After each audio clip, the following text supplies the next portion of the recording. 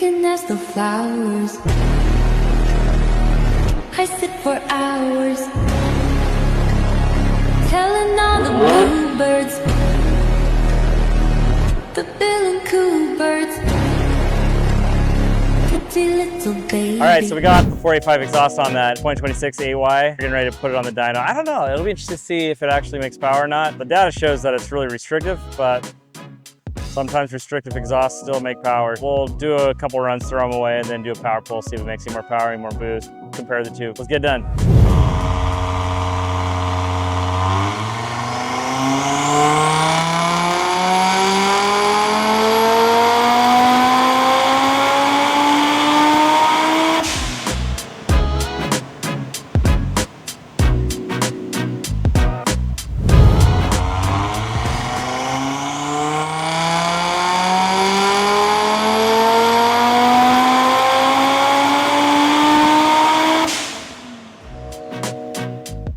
All right, so we got 2 throwaway passes in, kind of back to back. Now the motor has heat in it.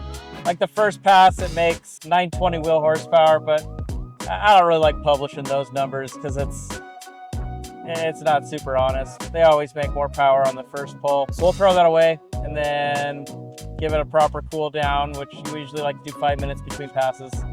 And that way we can do the same A/B testing that we did before with the other exhaust. We'll start the cool down now, make sure it's at the same temperature start. A little hotter today than it was last week. It's about 82, 83 out right now. So it's a little warmer. Yeah, we'll see what's what.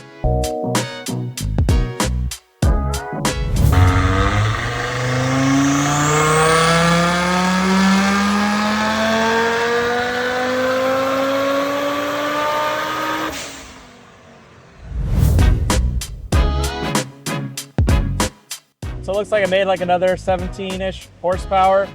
So about what I expect. I really see it in that the ignition noise is way lower. I probably could add like a degree to this car and it wouldn't knock, where before it was like right on the edge of the knock sensor. It's pretty standard if you have a bunch of back pressure. Always the killer of engines. It's always the knock that leads to engines getting hurt. Seems like the airflow's similar.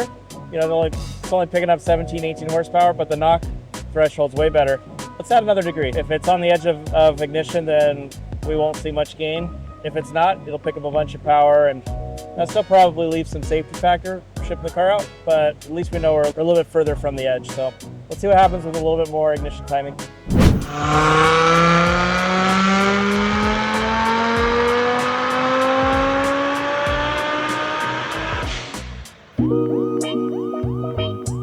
Oh, we just did another pull and it made 925. It's pretty crazy for a 59mm turbo. So we just added one more degree.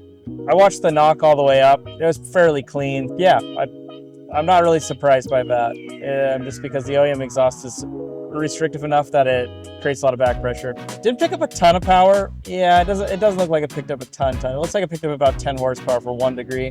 That's not great yield overall.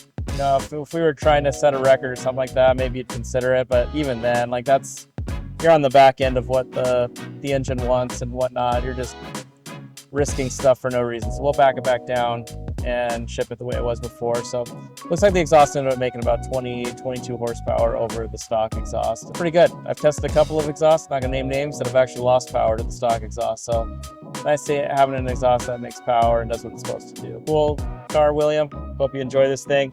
It's one of the first 26s that I think anybody's tuned or put a big turbo on. So definitely cool to be able to make close to 1,000 horsepower with the crank on a brand new car like this. Shout out to Cybex for giving us the solution to be able to do it so quick. So I got looking at this a little bit more. I actually downloaded the log and looked at the log of the knock and compared it to the stock exhaust.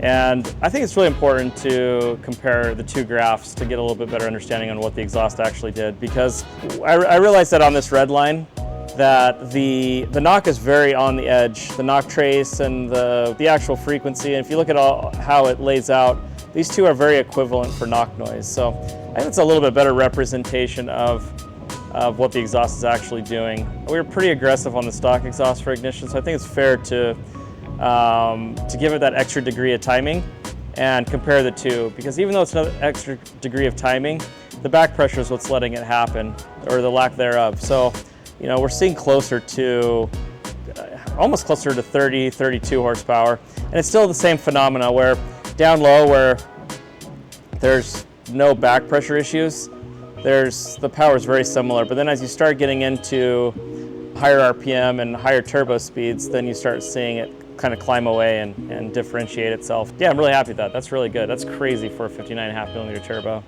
For reference, like a 750 HS car will make like 730, 740 on a built engine. You know, I think when we went 882 or whatever the world record is, the car was right at like 970, 980 wheel horsepower. So not really that far off from here. So it should be a pretty fast car, especially down at sea level where this thing's gonna live. Anyways, I thought we were going home because it's Monday and everybody's tired, but I overlaid those in the last second to send it over to Nick Mercer, and I thought it was worth sharing, so we popped back in for that. All right, let's go home.